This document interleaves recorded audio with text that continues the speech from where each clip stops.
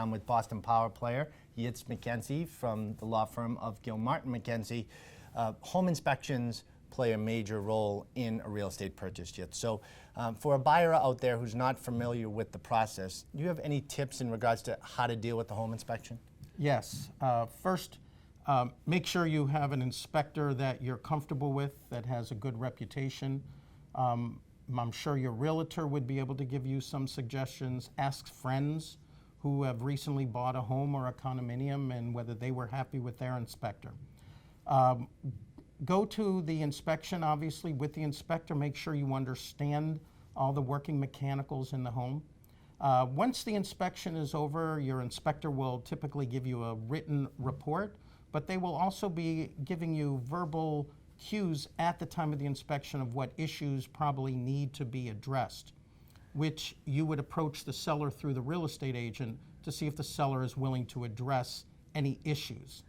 And for the home buyer out there, I just want to make a quick point that there is no such thing as a perfect house. Even if it's new construction, things are going to come up, so you might as well expect it. Absolutely, absolutely. Do not be thrown by it. I also always tell my seller clients, never be insulted when somebody brings issues, even though you've been living there for 20 years. Every home has issues. If the buyer, going back to the buyer who's had that inspection performed, and there are a list of issues that are brought to the attention of the seller, if the seller is indeed willing to address those issues, there's two ways to go about having that completed and done. One is to have the purchase and sale agreement list all the repair items that the seller has agreed to repair prior to the closing. Alternatively, is for the buyer to come up and ask various contractors what it would cost to perform those repairs, A, B, and C, come up with a figure and approach the seller. Instead of the seller performing the repairs, I would like a credit in the amount of $2,000, for example, at the closing, and I, the buyer, will perform those repairs myself once I own the home.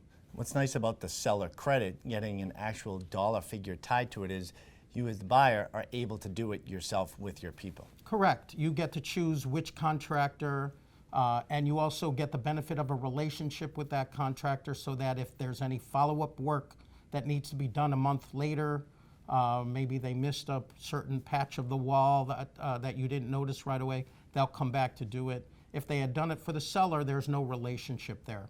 Thanks, Yitz.